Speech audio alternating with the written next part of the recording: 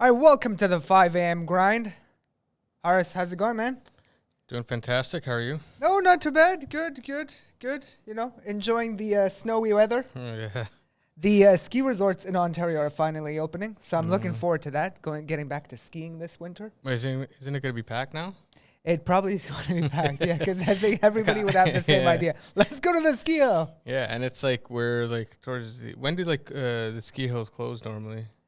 Usually, I think in Ontario, March. Uh, Yeah, because we have a short season here. It's not Yeah. like the West Coast. yeah, so it's not So even yeah. like it's like opening up in the beginning of the season. No, Everybody's we gonna have a be like- month. We yeah. probably have a month. Oh wow. And that's it. All right, so I thought for this week's podcast, we talk about content creation and just putting yourself out there. And what I wanted to cover for this episode why is creating content important? How do you get over your fear of putting yourself out there in public with your content? Is content creation important for branding? And what content mediums are important? So just content creation in general. Yeah. We're obviously doing this as a podcast. We do this on YouTube as well. People talk about creating content. Why do you think creating content is important in today's day and age? So when you say content, Yeah. in what context are you? Is Um, it like a business creating content? Is it an individual creating content? Like, what do you mean by content? Let's take it as a business creating Yeah. content.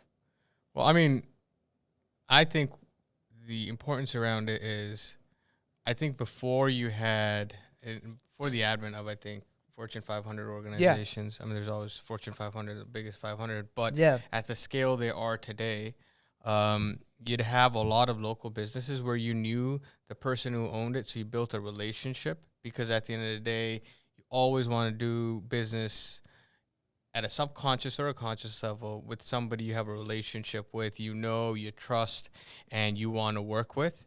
And in that sense, nowadays, creating that content, I would argue, is building that relationship at scale. So instead of speaking to everybody one at a time, you're speaking to 100, 1,000, 1,000,000 people at the same time to build that relationship so that they understand who you are, what your principles are of you and your organization, and then they can do business with you. Yeah, I like the way you frame that. It's about relationship building. And I'd say, you've told me this as well, it's about building trust, Yeah. right? Because whenever someone sees your content online, they listen to it, they hear your perspective on something, they start to become familiar with who you are, what your perspective on life is, various topics, etc. And they're like, okay, maybe I can trust this person. It seems like I kind of know how they are. Yeah. Or here's how him and I, or him and her, whatever, we're similar Yeah. in these respects. It sort of breaks the ice a little bit, I think, especially for customers approaching a business or someone else. So I think it's definitely important. What I would also say today is that, and I was telling you this right before we started this podcast, how people are increasingly trying to take control of the narrative, Yeah. especially in today's media. The thing, and the reason why I say this, I was listening to the podcast by Chamath Palihapitiya. It's called the All In Podcast. So for those of you who want to check it out, you can find it on YouTube or Apple Podcasts.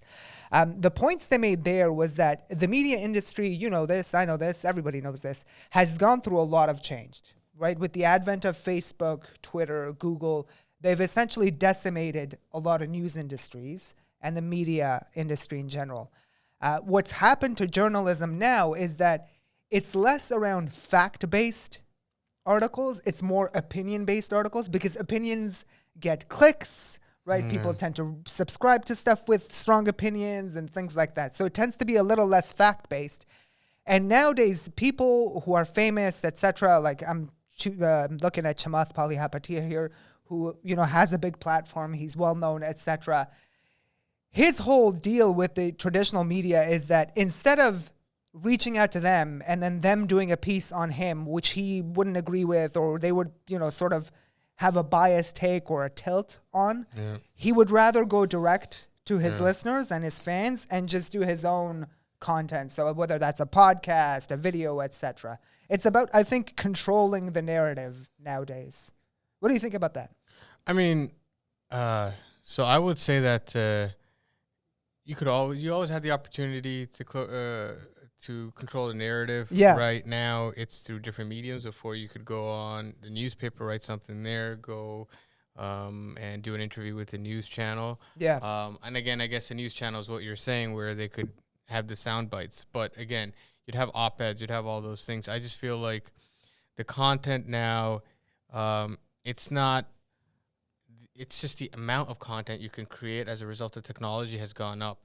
That amount of content that you can create creates there's a benefit and there's a problem, because now everybody's creating content and everybody is saying, everybody's constantly in your face. So now I have to create more content to make sure that you're above all of that. Yeah. So as much as, okay, I would in a sense agree with what you're saying about Chamath and how he wants to go straight to public, but he's also got an interest, right? And that interest is not necessarily you knowing him for who he is, but you knowing him for his investment vehicles, for all of this other stuff, and then going and coming in and investing in that with him, right? And being a consumer, not just of the free stuff, but the stuff that benefits him, and whether directly or indirectly, right?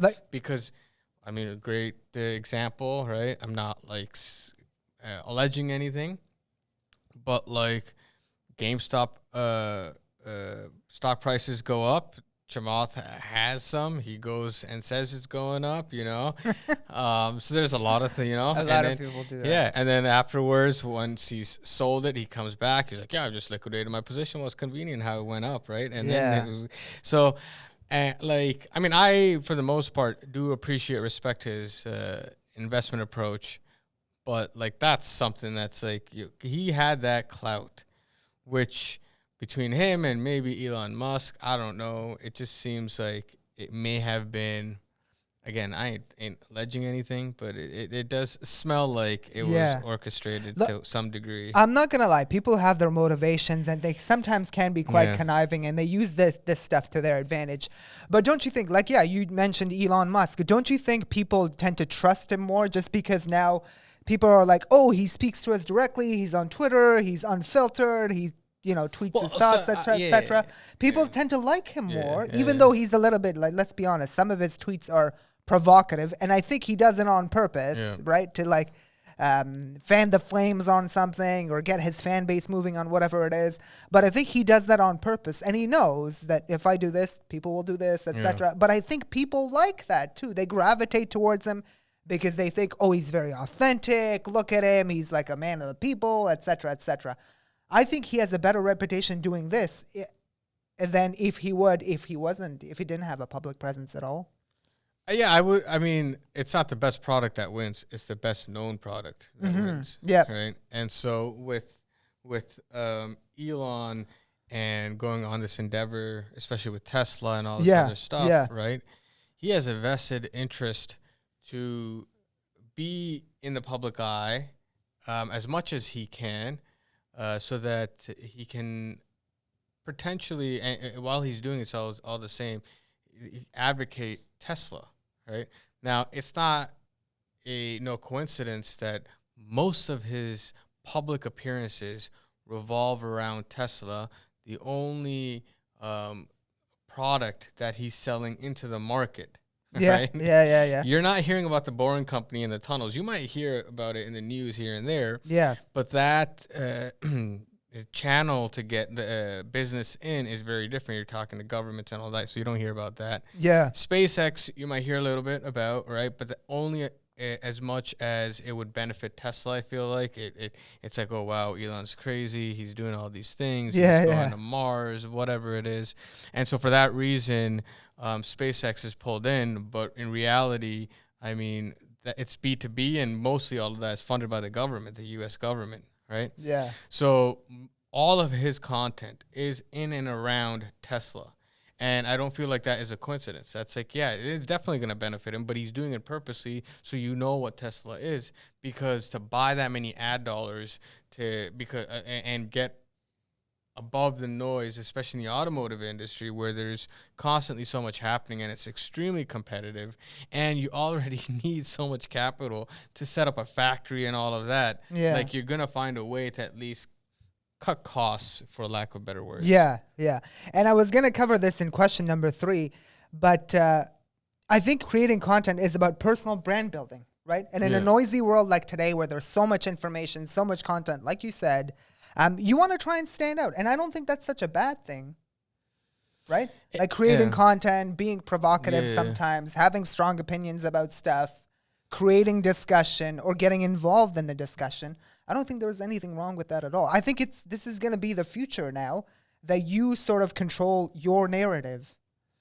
Yeah, I mean, okay, so I feel like that element is there. Yeah, right? yeah. Where okay, you want to get your brand and your message across. Yeah. But very quickly, I think it can turn into something where, how do I keep everybody's attention? Yeah, right? yeah, that's true. I that's think true. a lot of like what Donald Trump did. Yeah. Right, was not necessary. It was to keep people's attention. Yeah. Right. Whether you supported him or you did not, you were listening to everything he was saying. You were figuring out what he was saying, what he was doing. Everybody was on top of everything. They were very engaged. They definitely were. I remember a particular stat about Trump was that he got so much media coverage from the traditional media that he had never paid for. Like he was one of the most, they always talked about Donald Trump. He never paid for any coverage, marketing, ad dollars, whatever it is. All that coverage was for free. Yeah. Yeah. And all he had to do was just send out some provocative tweet or something stupid. Yeah. And it got so much coverage. Yeah. And I felt like,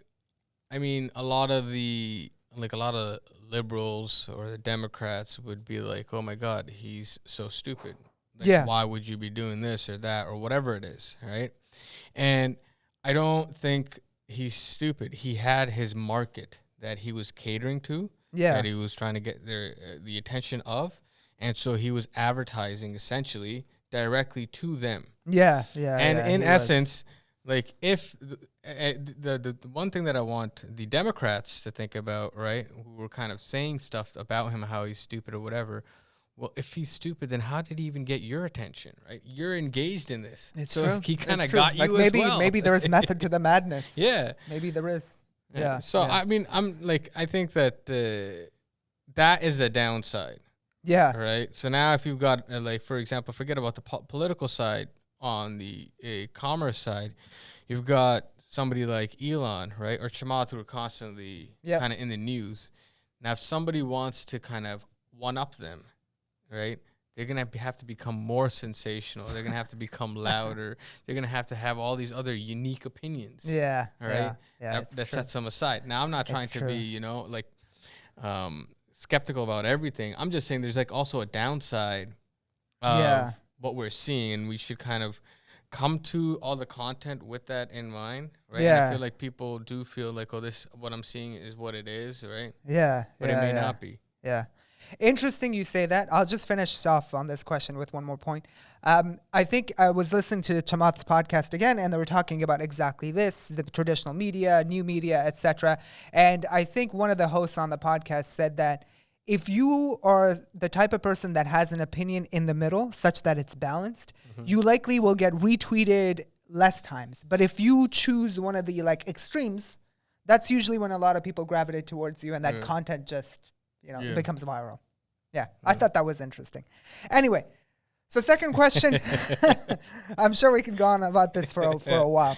How do you get over your fear of putting yourself out there in public and creating content? Like, you remember with this podcast, we had some reservations, well, at least I did, about, putting myself out there. What will people think? What will they say? What will my family say? How do you get over that fear? Might be a short answer for this. I mean, I was going to say, just do it. Just do it. Just try. Just know this, and I think we've covered this in a previous podcast as well. I think it was the one about failure. Your first podcast or first few tweets, videos, etc., they're going to suck, and that's okay. Just know that it's an art that you're going to perfect over time, and just like anything, compound growth, this compounds over time, and you just get better. You improve little things, your speaking ability, your recording abilities, everything improve over time, and you just get better. I think the sooner, what's your one regret about starting this podcast? I think for me, we should have started this way earlier. No, all my regrets are time. Yeah, you should have done it way before. Yeah. Right. And I feel like the fear of putting yourself out there. I mean, there are people, Yeah. not to be pessimistic here, Yeah. that should have that fear. Like, you have to bring value, right? It's Right. not like, I want to create something. I want to create a YouTube channel. And so, like, I'm just going to do it. Yeah. You have to have, like, a plan. Like, where are you going with this? What are you going to do with it, you know? Mm-hmm. And to bring value to your viewers. And I am not of the mindset that everybody's opinion matters. Okay. Because there's just like, if you're a well-informed individual that has something valuable to say, Yeah. as in it's thoughtful, as in you spent the time with yourself and your surroundings to figure out what it is that you're talking about or you're doing, it's a opinion worth sharing at the minimum. Whether it's right or wrong, that's a different story at that point. But if you're somebody who just wants to talk or to be online, I personally, I don't think, I'm not a fan of that. So the biggest thing is make sure that there's a value. Yeah. And if you've got value, then after that, definitely just put yourself out there. I agree with that. Have an objective in general. Just get started. And, like for us with this podcast, we had a clear goal. We wanted to inspire entrepreneurs, people who want to pursue their career, etc. So there's a clear objective, but sort of how we get there, it's sometimes flexible. Yeah. We'll try new things. We'll have interviews. We'll try different formats. And then that's how we're going to go about it. So third question that we had for today is about just content creation in general. Do you think it's important for brand building? We sort of covered this in question number 1, but let's spend some time on this one. Is content creation important for branding? Why don't I go first? I'll go first on this one. I think in today's world, it's really important. We cited the example of Elon Musk going direct to his customers and just getting involved in the public discourse. I think it's really important to build brand building for CEOs, because nowadays a lot of people, they don't want to sort of be associated and think about these companies, these esoteric beings, etc. You can't humanize a company, but you can humanize an individual. And I think sometimes people get around behind an individual as opposed to getting behind a company, right? It's quite tough to do that. And the other thing I'd say on this point as well about personal brand building, I don't know if you've heard of the Players Tribune, which is basically like it's a media agency as well. I think LeBron James is behind this, and Derek Jeter, or one of the two.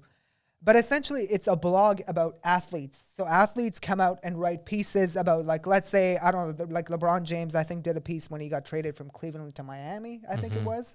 But they just get out there and they tell fans or their fan base about, here's why I'm thinking about doing this, here's why I'm moving to whatever it is, to Miami, etc. It's just building that direct rapport with their fans, as opposed to letting an intermediary, again, the media, distort why it is that they're doing whatever it is, right? It's, again, building that personal brand for yourself and getting in touch with your fan base directly. Yeah.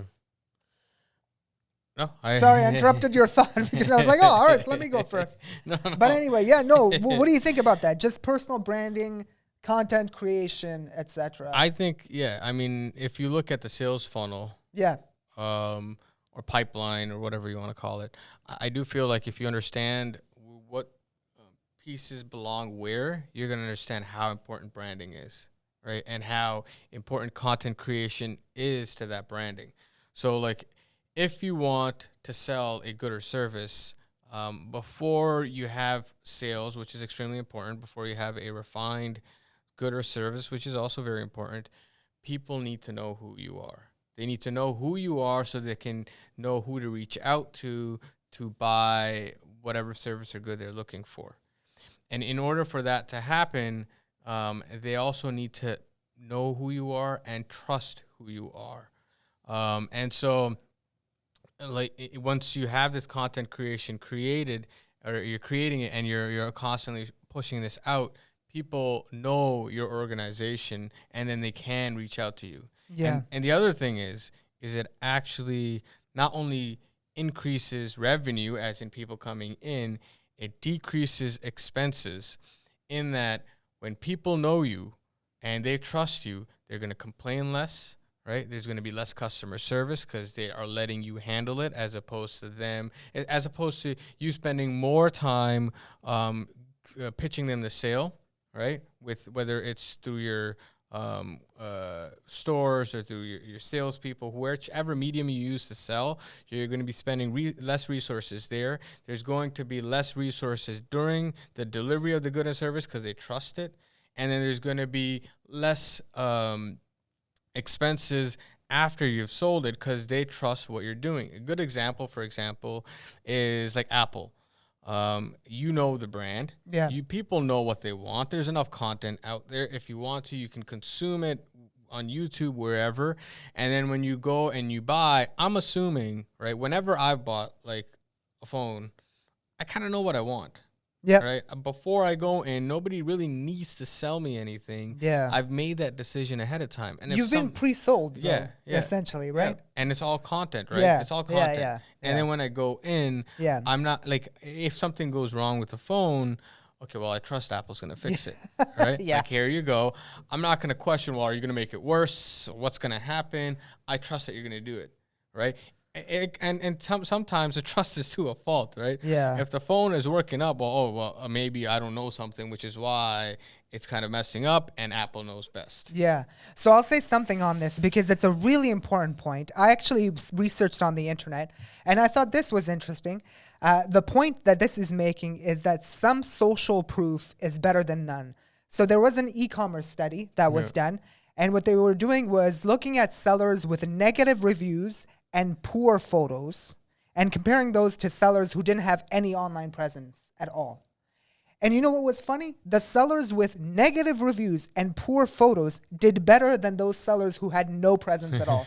Because again, some social proof online is better than having nothing at all. Yeah. Because in today's day and age, people want to see, once they hear about you through one channel, let's say, whether it's your website, online, a commercial, whatever, the other thing they're going to do is go on the internet and find out just a little more information about what it is that you're doing, especially if it's a service that you're selling, which costs, let's be honest, thousands of dollars. They're not just going to they're not just going to look at one ad. They're going to do their research and look at you, look at the content that you have, listen to you if you are creating content, etc. So I think it's really important. Yeah. I mean, it's the saying, the devil you know is better than the devil you don't. Yeah.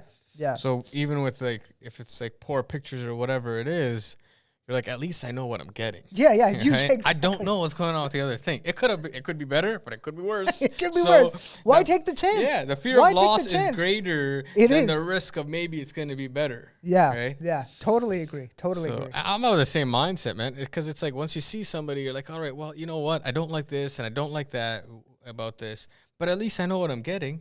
Right? Yeah. And so might as well. I don't know what the other guy is going to give me.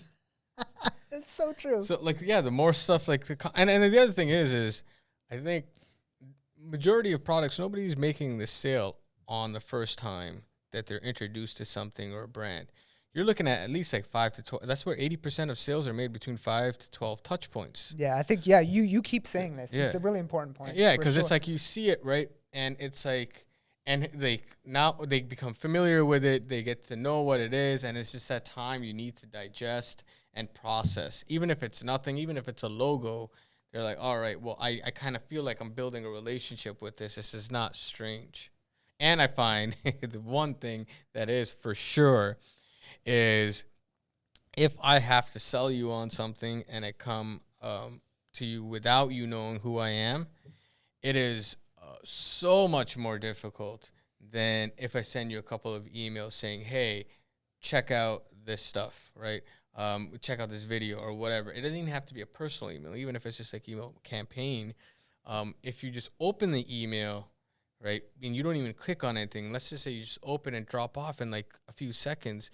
If I call you, it just makes a huge difference, because you're like, hey, I know you. Yeah. Right? Yeah. It makes a huge difference. It's that the reason why I'm also doing this podcast, let's be honest, is that when I do approach customers, potential clients, etc., they have some content of mine they can look at and see my perspective, see what I have to say. Just listen. Even if they disagree, at least they're like, oh, I listened to this person, their opinions about this is this. And I understand who they are. Yeah, I know who they are. I have I can develop somewhat of a relationship looking Yeah. at them. They don't on have to YouTube. agree with you. They just have to understand Yeah. you. Yep. That's all it is. So I think, yeah, fantastic stuff.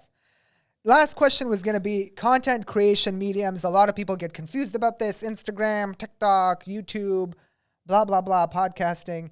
Do you think there is one method that is better than others, or would you say all mediums are important? What are your thoughts there? I mean, I think first of all, what I like to do is like look at like the bigger picture before I kind of figure out which medium. Okay. Because the reality is like there's also a competition in the mediums to get to people's. There is, yeah. Right? Like, let's be honest. There's a lot of content. Yeah. And then before it was like newspapers, then it turned into like all of the stuff that we're experiencing today. Yeah. And I am sure that there's enough smart guys in Silicon Valley or wherever around the world trying to figure out what's the next thing that can engage people that we can develop, right? Right. And so there's always this competition to oust what's already working to get new stuff in. Yeah. So I don't think that there's there may be an answer that fits the specific time, but it's not going to be there forever. Right now, right, YouTube, Facebook, it's working. It's definitely a way to get out there, but it's not going to be there forever. Mm-hmm. And it also depends, I would say, these mediums on what your strategy is.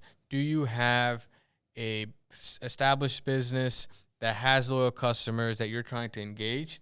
Medium will be different than, hey, I want to go out and acquire conquest new clients. Yeah.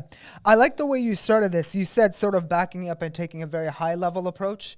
I agree with that a lot. And yes, you're absolutely right. The medium of the day will always change. It's YouTube, it's Facebook Live, Instagram, TikTok, whatever it is. Like Clubhouse is popular now too.